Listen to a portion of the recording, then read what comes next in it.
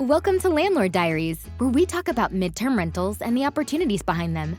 We'll share landlord stories, talk about maximizing investment potential, and discuss how to live the very best landlord life. This podcast is proudly brought to you by Furnished Finder, the place for everything midterm rentals. Remember to like and subscribe if you enjoy our content. Hi, guys. It's Kelly Bailey, your podcast host and property owner in the Austin, Texas area, all the way from North Austin up to Temple, Texas. Glad to be here with you today.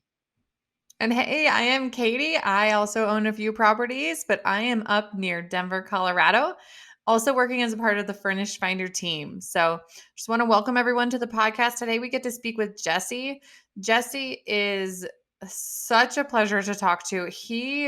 The amount of knowledge that is within Jesse and experience, you can just tell, like, this guy is loaded with valuable information for property owners. Like, this is a must listen to episode. He's such a great resource. And as a reminder to everyone as well, we are brought to you by Furnished Finder, the leader in midterm furnished rentals. So please visit our website, and if you're a traveler looking for a property, you can find one. If you're a property owner looking to list one, we have a very straightforward process there.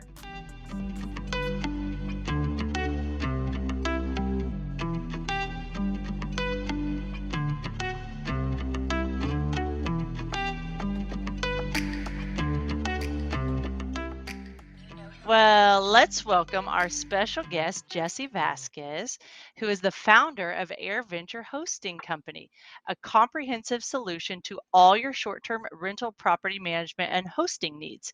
AirVenture offers start-to-finish buying to help investors locate the best high-yield property anywhere in the U.S. Using up-to-date data analytics, Jesse also hosts a masterclass training to teach landlords how to maximize midterm rental contracts for the medical rental market. He has 11 personal rentals and manages over 30 throughout the U.S. So if you want more details, go to airventurehosting.com. Welcome, Jesse. How are you today? Katie, Kelly, 2Ks. I am good today. How are you guys? So Good. Good, Well, good. I'm excited to be on here. Thank you for Great. having Thank me. you for joining us. Let's jump into our first question. Um, Sure. why don't you tell us what inspired you to start AirVenture? Yeah. So AirVenture, I own multiple properties, as you guys know already, and I got into the midterm rental space first before I got into Airbnb in the short-term rental space. I've been managing my own properties for quite some time, and I would always have a lot of friends who would come up to me and be like, "Hey, how are you, making X amount of money doing this? How are you being able to build a life or, a secondary business outside of your?" I had a 9 to 5 at one point. Right. So I had a lot of people asking me, "How do you do that?" And that's when I finally decided in 2020 during COVID, I should start my own hosting company because I'm already doing that now with my properties. I have a team in place, and I'm not really involved in the day-to-day operations anymore. I have, like I said, a back-end team handling this stuff, and why not create something? During COVID, I was at home working most of the time anyway. So hmm that's how AirVenture formed, is just the idea of hosting other people's properties, people asking me, how do I get involved in this? And Very that's how cool. it snowballed. Yeah. And I'm pretty sure on your website you give some credit to your parents as well. Am I Yes. remembering that correctly? Absolutely. Yeah. I grew up in a very Catholic household. My family was into real estate. Unfortunately, for my family, they were they gave a lot of leeway to their tenants. hmm As a child, I remember sitting in the back seat of my parents' car on our way to the courthouse many times, staring out the window and sitting in the back of a courthouse while they were in, court, basically talking to the judge about potentially kicking people out of their properties. And my dad always told me, like, if you get into real estate, find a way to have somebody pay for your property up front. And what better way to do that than through Furnished Finder or Airbnb? So unfortunately, I learned kind of the hard way that real estate has its ugly sides to it, but also we're in the new age of technology and how people house and how they're living and how remote travelers are around. hmm And there's a really great way to build a profitable business through Furnished Finder. And other various platforms. So that's what I adapted to, in 2015 Awesome. I think when I started all this. that's really interesting that you mentioned that, the ugly side or the difficult side, because I think that scares a lot of people away from real estate investing, property ownership, all of that. A lot of people get thrown off with initial capital investment and just the ugly side, right? A lot of people I've talked to about the potential of real estate say, well, what about tenants and what about evictions and what about property damage? And there definitely is a side to that. So we'll get into that later, but I think that's really interesting that you brought that up, because it's something that I feel like a lot of people who are successful sometimes, brush under the rug, and it's important to remember. So, well, one thing I noticed about you is it's clear that you have built this powerhouse business. And it's amazing to see that you've built it more or less from the ground up, right? Like that is, it's so cool to see people that are really making these things happen. So it's clear that, you have your rentals, you have your property management, you've got your training classes and your podcast. So like you alluded to, that comes with a big team. So can you tell us a little bit about who is on your team and like how you grew that to what it is now? Yeah, that's a good question, Katie. Thanks for asking that. And yeah, you're right. The ugly side of real estate is real, and it's something to not forget, but it's there and it happens. So yeah, I started off by myself. So I had a 9-to-5 job. I worked in healthcare. We'll dive into that here in a minute. But I started myself doing this, and then I finally realized I had cleaning crews that I worked with that I hired myself onto my team. I W-2'd them myself. So I kind of have like a cleaning business too, even though it's not really a cleaning business. But I started having one cleaner in particular.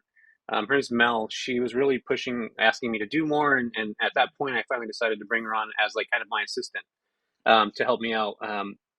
So she kind of molded into a secondary person that helps me answer guest inquiries, Furnished Finder inquiries, things like that. So that morphed into hiring another assistant and then also a virtual assistant. So now I have a cleaning crew of, just in the Central Valley alone, probably about 10 people, 11 actually. And I have a couple assistants, somebody that handles the quality assurance of the properties, and I have people that answer messages. So right now my team is probably a total of about 12 or 13 people.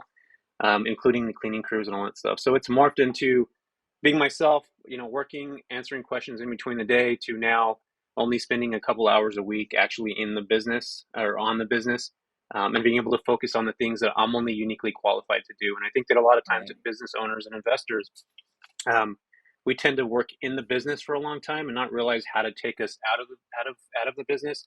There's a great book by Tim Ferriss called The 4-Hour Work Week. And that book, when I read it back in 2020, I think it was 2018, really kind of defined and changed the way I looked at my business and how I started operating. So now, like I said, I really don't spend too much time in the day-to-day operational stuff, but I spend more time on the things that I'm only uniquely qualified to do, and everything else I just delegate off. Right. And are all your properties located together? Yeah, most of them are. So I have Turlock, Modesto, which is, like a 10, 15-mile radius. Then I have Lodi, which is not too far away. And then right now I'm actually acquiring a couple properties in Stockton, which is another probably 30 miles. So I'm kind of just hanging in the Central Valley. Right. But we property manage other spaces in the Airbnb world, not for midterm rentals. Like, it's a completely different animal. But those are all over the place in Texas, in Santa Maria, Pismo Beach, Santa Cruz, San Francisco, kind of all over the place. Okay. So, yeah, so I do both midterm and the short-term side. Right. Awesome. So I am especially intrigued about your masterclass. And your website says your masterclass, that you have 17 years of experience and a proven track record in helping build multi-million-dollar sales organizations. And then you also say that the masterclass is directly related to the medical industry, and personally, Furnished Finder as well. So let's dive in, and why don't you give us an overview of what your masterclass covers without giving away all the secrets? No, I give all the secrets away. I have no problem doing Great. that at all. Even better. So yeah, no, it's the concept is, so I was talking to Katie about this a second ago. I've been in business and marketing for probably about 17 years now. Went to school for that. That's what I majored in. And my idea of growing a business, and my job before in healthcare was to help grow hospital markets. I worked in the home health industry, so I was able to connect with agencies and hospitals, get business for patients that were discharging to go home. So I talked to, caseworkers, case managers, social workers. That was my job. And I started building other sales reps to, because these little companies I worked for were small. By the time I left, left the agencies, were multi-million-dollar agencies. I would create these teams, build, go on how to network, how to market, how to, in sales, obviously sales is a huge part of that. So I was able to start with one person, bring two, bring three, and then we grew into these large agencies. And this just didn't just happen one time. This happened many times. So with the masterclass, it's kind of like I was doing exactly what I was doing in my 9 to 5. I was bringing people on, teaching them how I operated things. And Katie and Kelly, I do things different with Furnished Finder. Most people typically go on Furnished Finder to find a clinician to come stay at their property. I do things in the opposite way. I go after, I obviously talk to clinicians, but I data mine, I grab information from them, I find out who the recruiters are, and I do things on a totally different standpoint, more of on a business to business relationship. So I reach out to recruiters, I connect with recruiters, I talk to the housing specialists in these agencies, and I create contracts so that I will always get their referrals when they're coming into my market. Nice. So like Doctors Medical Center, Emmanuel Medical Center, Memorial, those are 3 big hospitals in my market, level 2 hospitals, and I have connections with those hospitals already because I was already in there. But not only that, but I was able to get a contract from each hospital, and then also other not insurance companies, but the the companies that are sending travel medical professionals here. So again, I don't necessarily look for the guests coming in. I try to get information from them. If they happen to want to stay, great. But for me, it's more of grabbing the information, finding the recruiter, and going to the actual source.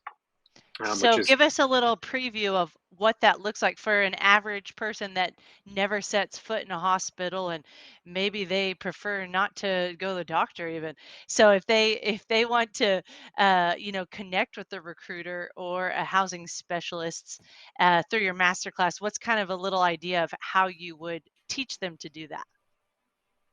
Yeah. So I teach them, I give them scripts on what to say, how to communicate. Most of these people too, Kelly and Katie, most people don't have sales backgrounds, or maybe they do and it's just very small. But what I teach them to do is how to grab information, how to specifically talk in a persuasive selling format where you're not overly selling something to somebody, right? Because nobody likes a car salesman, and I apologize to every car salesman that's listening to this. But those hard sales it turns people off, and it's just a progressive way that how people are.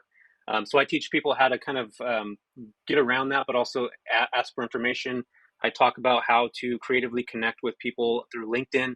LinkedIn is if you gave me a recruiter's name right now and I called that recruiter and they couldn't answer, guess what? I have a back end way through a professional platform like LinkedIn where I can actually reach out to them and say, hey, Katie, I am a specialist in this specific market.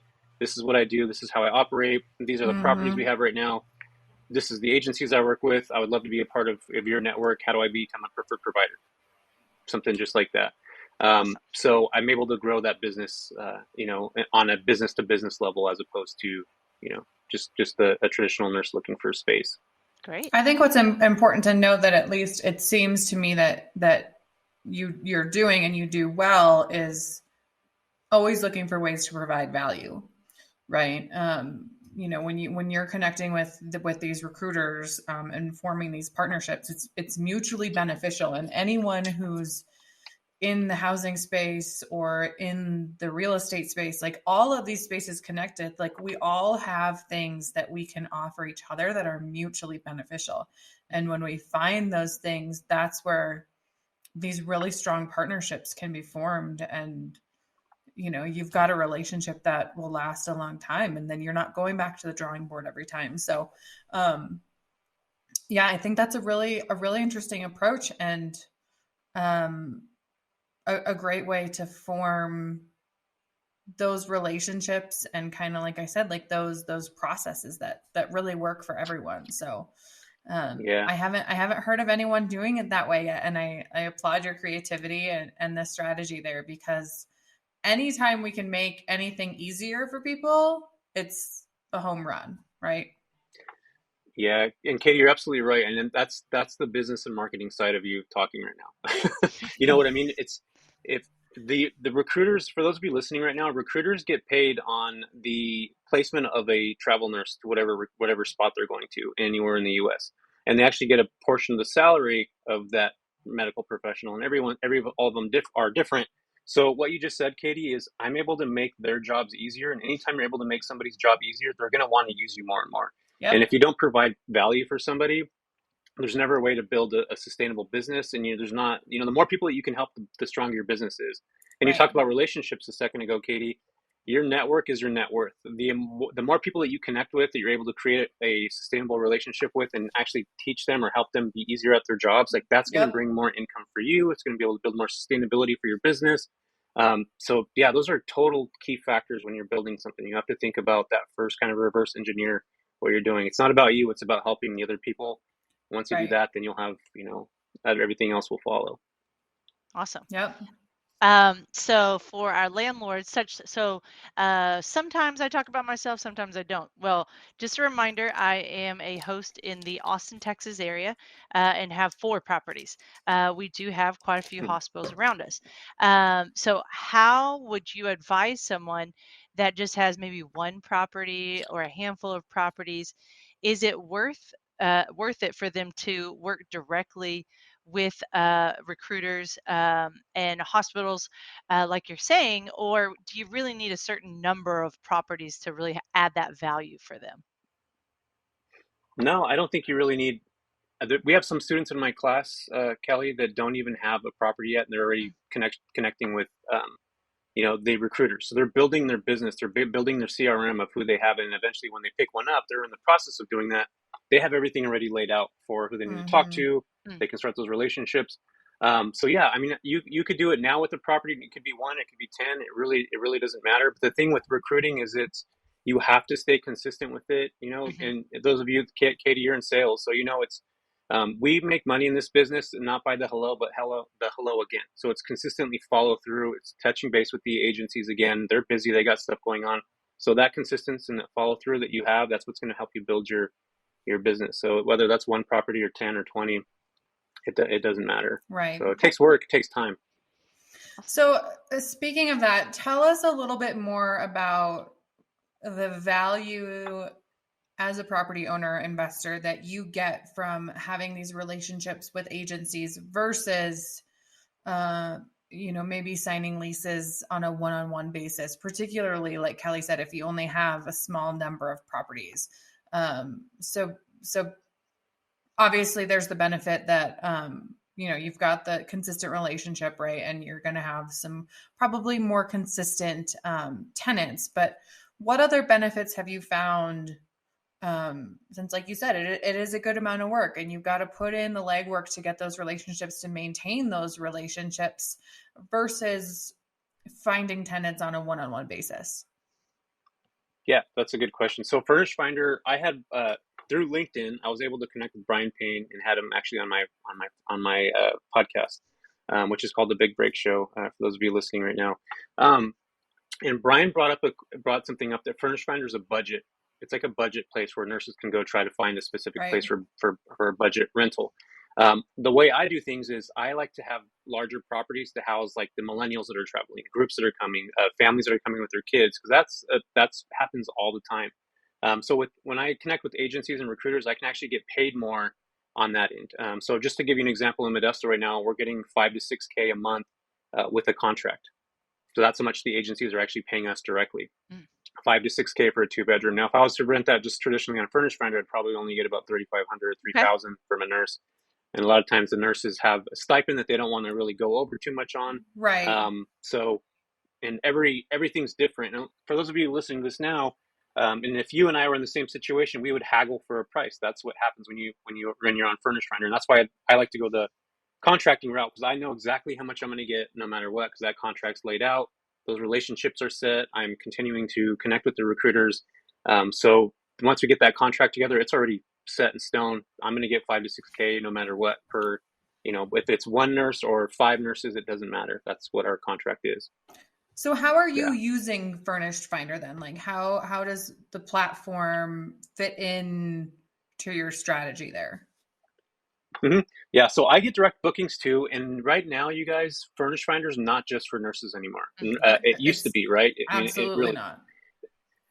it's changing, and it's structuring itself in a way where I have insurance companies that are reaching out to me, so I can connect and build relationships that way. There's business travelers that are coming in that way. There's people that have sold their properties that are looking to, as their property's selling, they're still looking for something else, so they'll move a family into your space, Right. and live there for a month until they find something else. So I use the Furnish Finder now to data mine information. So I talk to clinicians that are coming into the market. I found out who their recruiters are, what their issues are in this market, if they're having problems finding a place.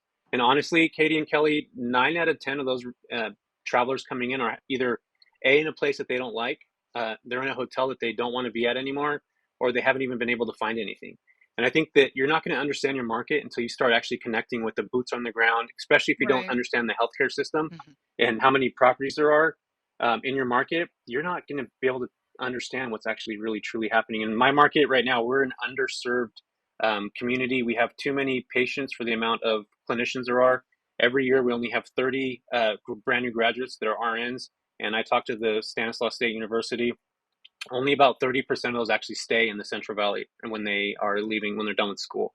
So if that gives you perspective, we're already in a shortage with nurses here in California, and especially here in the Central Valley. So we've always had, travelers coming into this market. Back in 2015, when I was working in healthcare, that's how I found out about this field, as working through healthcare. We can dive into that if you want to, but yeah, it's a whole other animal, and this is not a post-pandemic story either. This was like something that was happening before COVID even hit. Right. In my market. Yeah. Well, that's interesting that like Furnished Finder has given you the platform and the avenues to make those connections and really learn more about all these different areas and these different roles that people are playing. Because you're absolutely right. We are finding more and more that it's not just medical professionals, right? I mean, by no means. There's so many needs that property owners can serve. Oh, totally. So many. And we can't fathom that until you get on there and you start talking to the people that are on there. And again, going back to networking, how I was mentioning earlier, it's so important to, I'm an introvert by nature, so it's hard for me to talk to people sometimes. But you have to be able to do that, especially if it's somebody you don't know, even if it's a nurse coming in the market, just understanding what's happening in your market. And they're new to this area too. They're trying to find a place. They're trying to, you got to think about what they're going through, trying to find a space, but find out what's actually happening in your market. I think that's going to really allow you to transform your business and to adapt, because that's what makes business successful. 2020 hit with COVID. A bunch of short-term rental people lost their businesses. What if they would have pivoted into the midterm space and hosted travel nurses? Those companies would still be around. So you have to have multiple exit strategies when you're getting into real estate, and you have to think about that from the very beginning. And this is an exit strategy for me, midterm rentals. I mean, it really is. Yep. Awesome. So I did some extra deep diving for our audience. I had the privilege of listening to quite a few episodes of the Big Break Show, and Jesse's co-host Rafa. There's one really cool episode where Rafa interviews Jesse on AirVenture, and so I have a little bit more behind the scenes than what we've talked about today. And so one thing I wanted to follow up on from that episode, and Jesse, do you recall what episode number that is? If not, episode 13. 13. Okay. So if you want to listen to it, it's episode 13. Well, one of the things that y'all talked about was that you set each of your rentals up for medical travelers as all-inclusive one-stop shop for traveling professionals. And that includes the housing, that includes the transportation from the airport, a vehicle for work. So tell us more about how you decided to take that route. And then also, what does that contract look like since you're adding a vehicle to the mix? Yeah. So, Kelly, I'm glad you brought that up. So as I started talking to recruiters and again, talking to the travelers coming in the market, just to rent an eco-friendly car in California right now, and this is just like a very small, like a Mazda, I don't even know, what Miata or something like that, like a small vehicle.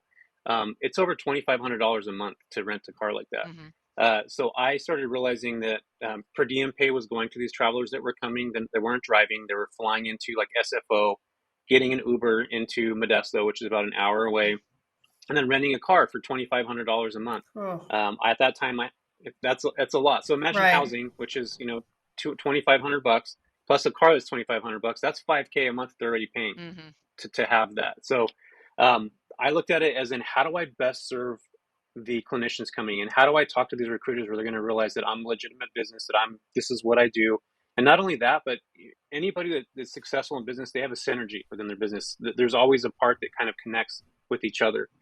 So for me, that was the idea came about where I'm like, I should have a car that a guest can rent. So they literally get an Uber to my house. They type the keypad in, they come in, and in the garage there's going to be keys on the counter, and they can just hop in the car and use that car. So I connected through Turo. There's an app called Turo, Turo. Those are listening, and you can actually, it's a platform exactly like Airbnb but for cars. So I just attached the car rental to the property, and they were able to get, like a one-stop shop where the recruiter would have a clinician coming in. They would just give them all my information. I would sync them up, and they would literally have the car. We even have a grocery delivery service, and this was even before Shipped, because we'd had doctors that would come in that would not want to go get groceries or anything like that. So we would actually go in, buy all the groceries for the doctor, put them in the refrigerator, and then we would charge them a specific stipend amount. And these physicians were working, long hours, 15 hours a day, 4 days a week, and just didn't want to go buy groceries. So we would literally handle all that stuff. And we still do that stuff, to this day, the cars, the grocery delivery service. And when you have that conversation with recruiters and you're able to like talk to them about those things, you're like, holy crap, I never even knew companies do things like this. And there's not very many companies that do things like this. And I think that's where that, they would just talk to me and finally realize like, wow, this guy actually has a legitimate business, and it's not just catered specifically for the nurses. He's doing everything to make their lives easier, which again goes back to the recruiter, Katie, which you talked about a second ago. And the more problems you're able to solve, the bigger your business is going to get. I mean, look at Amazon and Apple and all these companies. They solve the billion problems, right? And that's why they're so big. So if you think about it like that, that's the way that you're going to be able to grow your business. You're going to be successful. The more problems you solve, the more opportunities you're going to get. And I would carry that forward. And, for our property owners that maybe don't have a car that they can rent out, it's also little things, right? Like you said, the groceries, it's blackout curtains. Blackout curtains, right? It's good sheets. It's good towels. Like, it's solving these little problems. It's making sure maybe you keep an extra phone charger, right? Something as simple as that for a traveler can go a really long way, because we all know what it's like to travel and to go through those hard, travel days are long and hard. And if you're a working medical professional, those days are long and hard. And anything that you can do to solve any problems, even if the problem is that I don't have any wine, that's a problem. That is a problem, and you are solving it. So I think that just getting in that mentality moves the needle in a really, really big way. So, all right, I'm going to shift gears 100%. A little bit here on you, Jesse, and I want to talk about your property management company a little bit. So sure. If someone gets into the midterm rental space, and property management, I think is something that is very intimidating for a lot of people for a lot of different reasons. Tell us a little bit about your property management service, what you provide, how much it costs, how they should reach out to you. I want to give you a little bit of a platform here, because I have a gut feeling that, yes, you serve the travelers with solving these problems, but you also serve other property owners. Right. Definitely. Yeah, no, I do. So I charge 25%. It's 25 to 30%, depending on where the property's at. I don't do midterm rentals though. So this is only for strictly, Katie, for short-term rentals. Because like I was talking to you guys a second ago, I dive deep into connecting with recruiters, and that doesn't happen overnight. It takes a ton of time. Right. So I help people, get a space that, whether that's purchasing a place. I run data analytics to make sure that property is going to earn enough money for them for it to make sense. Whatever market they're in. And then I will run metrics to show them how much it would cost with property management and how much they'll make as a short-term rental, or a midterm rental, either one. So that's basically how it works. A lot of times people are scared. They don't know how much they're going to make. They don't know how to run the numbers. And I think that's where I kind of come in. I say, hey, look, this is where you're going to be spending $100K for this property. You know, you're going to get a 10% cash on cash return rate. If you were to manage this yourself, you'd make 22%. So there's a big change there, but it doesn't make sense for you.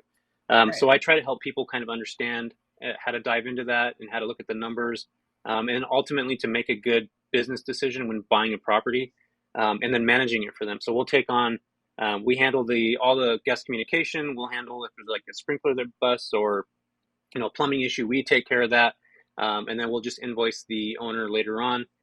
We take care of all the shampoo, conditioner, all the consumables that a property will need, and that's part of the 25 to 30% that's involved in there. So we literally handle everything, and the owners just are passive in the sense that we just send them a check at the end of the month, and that is it. So it sounds easy, but there's a lot of work to it. A lot of work. Yes, definitely. So tell me a little bit more about these analytics. What analytics do you help potential investors utilize? And what have you learned about where to gather reliable data and how to put the pieces of that puzzle together? Yeah, so there's a company called AirDNA, and I'm sure most of you guys have heard about this. It's a platform to look and see how much you can earn potentially for a property, and I believe it's free. So you just type in an address, and it'll tell you how much your property can earn per year. And there's another company, this is the one that I use specifically, it's called Mashvisor, mashvisor.com. And that's quite expensive. It's about $250 a month. But what it does is it allows me to see every single short-term or midterm rental property and how much they're making on Airbnb, VRBO, Booking.com. So, and for those of you that are listening right now, with midterm rentals and short-term rentals, we base everything on comps. So if I have a 3-bedroom, 2-bath, central to downtown, I can look at other properties and see what they've made over the last year. And I know like pretty darn close that if I pick up a 3-2 mid-century style, that it will make X amount of money just the same as what my neighbor would make. And that's the beauty of short-term and midterm renting, is that it's a comp just like with real estate. We can know that there's a place in proximity that's same and similar that will bring us the same yield. So that's what I love about it. I'm able to go back a year, look at the data from the last year, really kind of dive into what the property looks like, if it has a similar stature, you know, all those things. And again, those numbers are actually true. The numbers are reflective of what's actually happening on a real-time basis, where a lot of times we're just guesstimating what's happening. So for me, that really just kind of puts my mind a little bit more at ease. And also, when I'm talking to these investors, it puts their minds at ease because we're finding multiple comps to show them like, hey, this is what you could be earning if you make the place a boho style, or you make it a mid-century. I'm getting my mids mixed up there. That you're going to make X amount of money. So it really just puts perspective for them. So those are the tools that I use, and we have our own metric that I put together too on Excel that kind of really breaks things down on top of that already. A fun new note about Mashvisor is we just went live with this. I want to say last week, but now on Mashvisor, if you put in an address, there's a little box that'll show up, and it'll show you some data on what you could get with a midterm rental strategy, using a lot of the data from Furnished Finder. So we've partnered with them to integrate that. It's super, super exciting because data is an investor's best friend. Totally. It's cool to see. I've been toying with it, you know, and it's really interesting because you can see long-term potential, short-term potential, and then you can see this nice little midterm market potential. So definitely check it out. Yeah, no, and I love Mashvisor. And I actually had a student, Katie, that told me that was on there already. And Brian had mentioned that to me offline, like, you know, a few months, 3 or 4 months ago, that it was working on it. I didn't want to talk about it. But then the student was like, hey, there's Furnished Finders on there. I was like, no, it's not. That day I looked, it literally came up that day. It was probably a couple of weeks ago when it first came on the market. So yeah, it's super cool. And not only that, Katie, but I was telling Brian this. I don't think he realizes how big Furnished Finder, I mean, he realizes how big it is, but in the investor world, like when I go to these meetups and stuff, people are talking about midterm rentals all the time. It's like the new shiny object.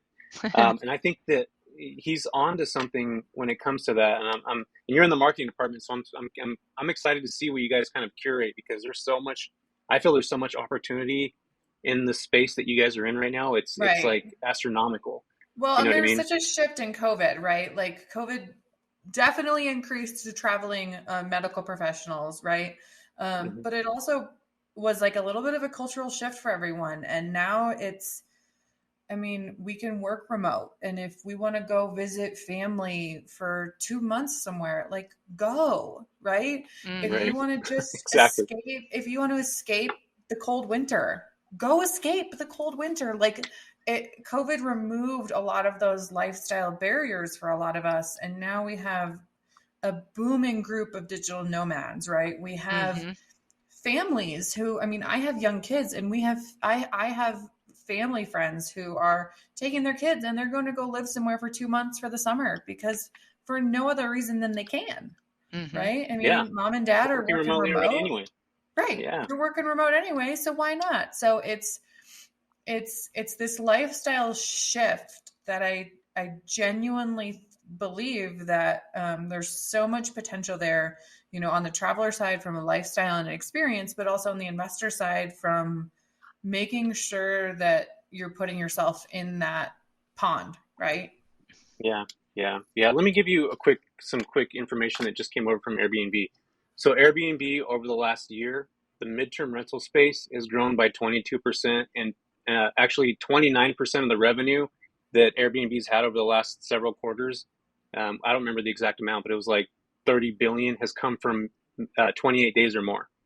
So if Yeah. that puts you guys in perspective, it's the fastest emerging market Yeah. right now of its time. So, and not only that, you guys, but like, you know how those commercial and residential, those are asset classes, right? Right.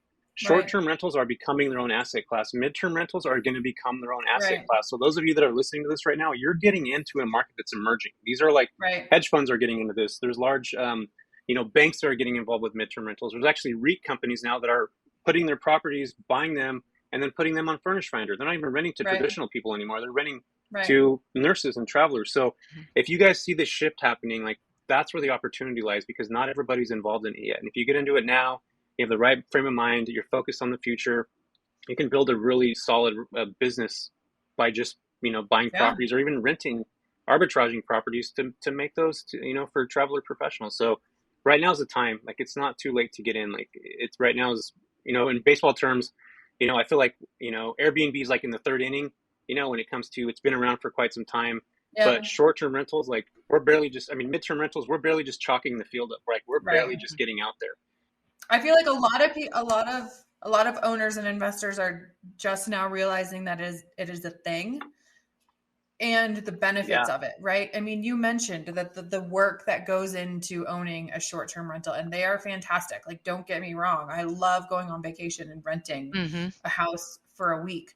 But I also know that on the flip side of that, like, there's a reason that management companies exist is because it's a lot of work and there can be a lot of wear and tons. tear on your space. I mean, we own a property that we rent out long term, and sometimes I'm like, man, I wish I could like go get eyes on the property more than once a year and like make sure it's not destroyed. Like, there's still this sense of Yeah. freedom that like if you want to use the property, you can get to. You don't have people who are coming in and vacationing hard, and Mm-hmm.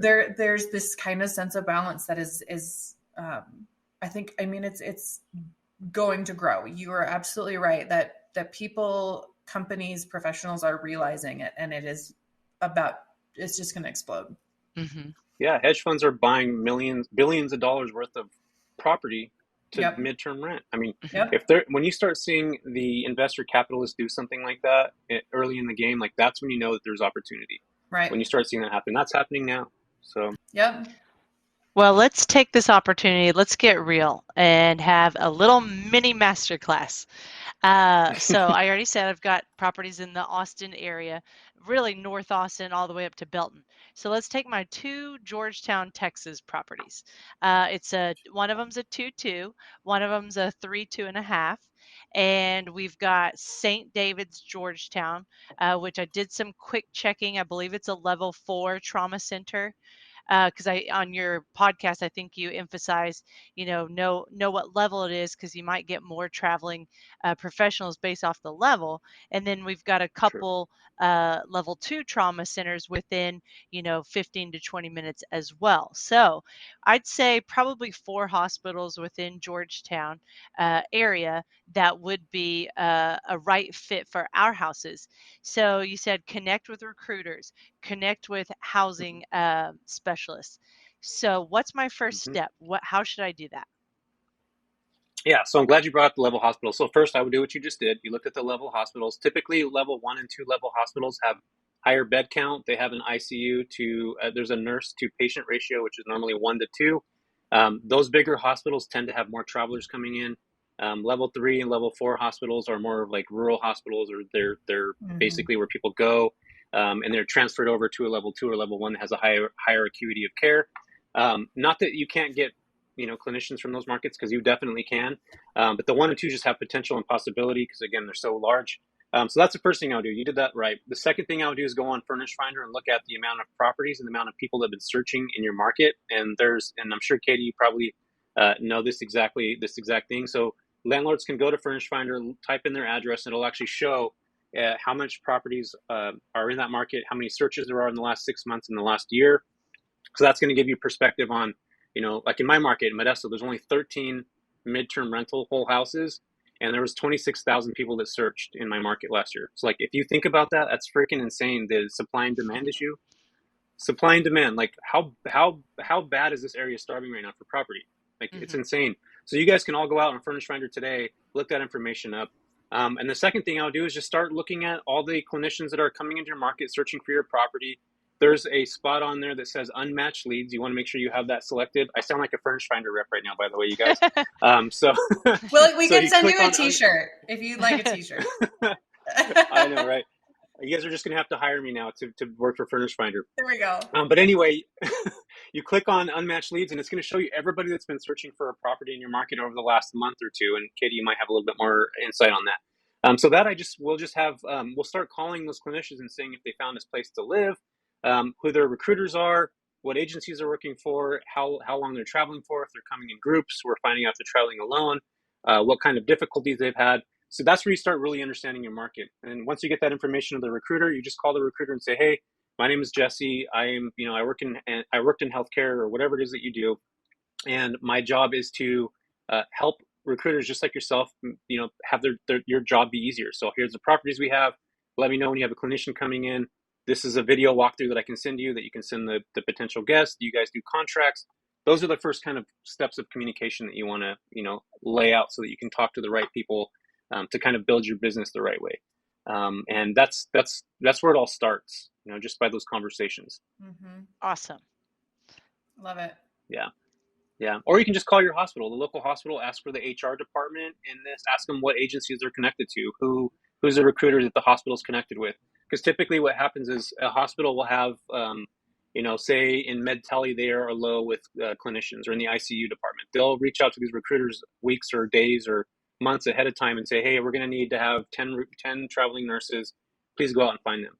So then that agency, that recruiter, will specifically shoot out a message on Indeed or on Monster and try to find all these people.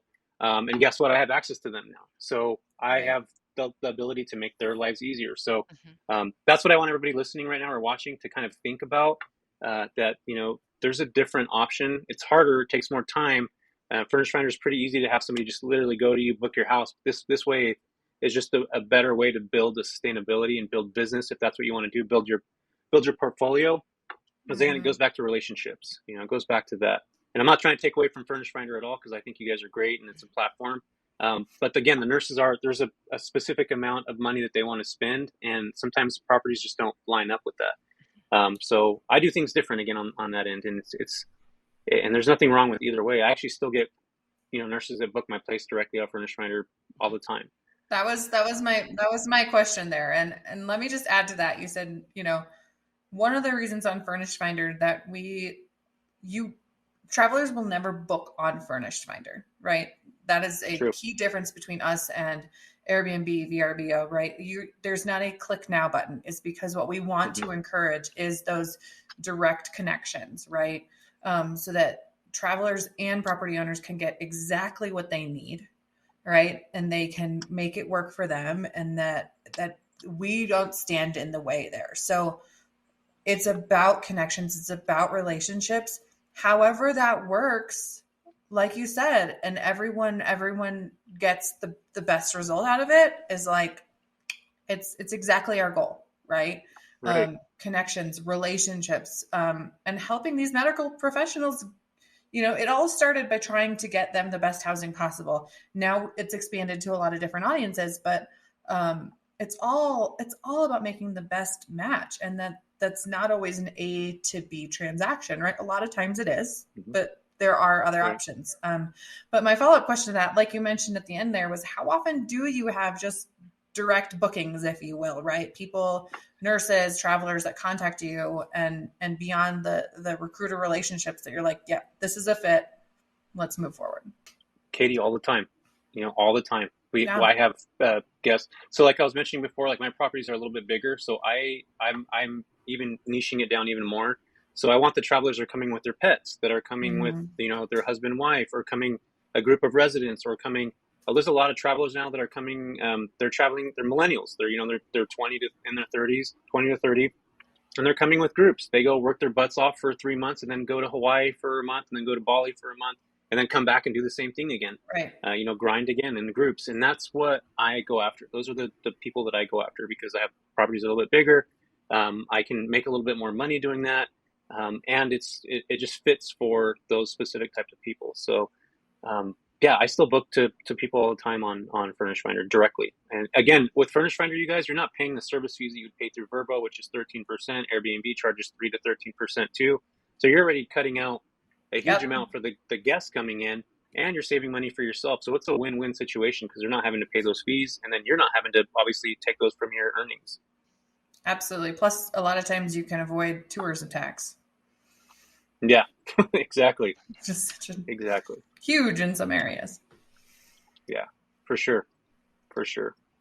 So I want to circle back to, you mentioned Turo earlier, and so I'm just going to take a quick moment to highlight another fun episode on the Big Break Show is when they interview the Turo CEO, and it's a really good episode, and it will probably motivate you to go out and buy a rental car. So do you remember which episode number that one is? Leo, no, I don't remember which episode that was with Leo on there, but that was a good episode. It'll be easy to find, I'm sure. Just search keyword Turo. So let's wrap up our podcast by, you've already highlighted a couple things that Furnished Finder is really allowed you to utilize to thrive in connecting with medical professionals. So is there any last bits of information that landlords that use Furnished Finder that are listening that you want to tell them of, hey, if you're not using this feature, then you need to start using it today? Is there anything like that you want to re-highlight or new items? Yeah, I would suggest that everybody, just a Ring doorbell camera, a Nest thermostat. We have systems in all of our properties. It's called Noise Aware, and nurses are great because nurses don't party or do any crazy stuff like that. So Noise Aware will just tell you if there's like loud noises happening, especially if you have like a duplex or a triplex, or you're in an apartment complex, so that you can know if there's any issues going on there. But simple things like blackout curtains, which Katie, we talked about a second ago, noise machines. I get nurses asking for box fans all the time. All the things that they're typically used to at home, like you just want to make sure those things are available for them wherever they're arriving. We have sandals. We have like little foot booties that they can wear. We have, what else do we have? Robes. So we pretty much, and blackout curtains, those are super important because a lot of nurses work the 7 p.m. to 7 a.m. shift, and they're sleeping during the day. Which is why the noise machines, the white noise machines, and all these, the box fans, all those things are really important for them to have. So just small things like that, I feel like really go a long way if you're getting started. Not only that, but don't be overly nervous about getting into this space. I think there's a lot of opportunity for it.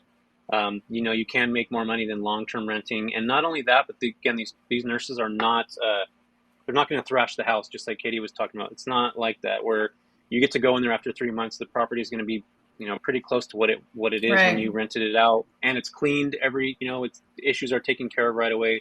So you're not having like a leaky faucet for a year that all of a sudden turns into mold when you get it back. So all those things are taken care of, but I would just really emphasize on, get started. If you're ready, if you're thinking about it, you're on the fence, just try it. I mean, what's the worst that can happen? It doesn't work out, then you just go back to long-term renting. So yeah, my suggestion would be, if you're on the fence and you're listening to this podcast for kind of encouragement, just get started, just get going, put your place up on Furnished Finder, take professional photos, don't just use your iPhone camera, which a lot of people do, and add style to your property. One of the things I noticed about Furnished Finder is a lot of people have like grandma's house. It looks like grandma's house. It's like this old outdated furniture. It's like this, like, it doesn't look clean. It's almost like the house was inherited and they decided to put it onto Furnished Finder. Like, you have to be able to adapt, especially as this market is changing. You want to have a property that's going to keep up with the Airbnb properties, and you're going to be able to be that one person that, that one property that's going to stick out of the 13 or 20 or 30. Like, you want to be that one property. Right. So that's my suggestion to anybody listening right now. Pinterest can be your best friend.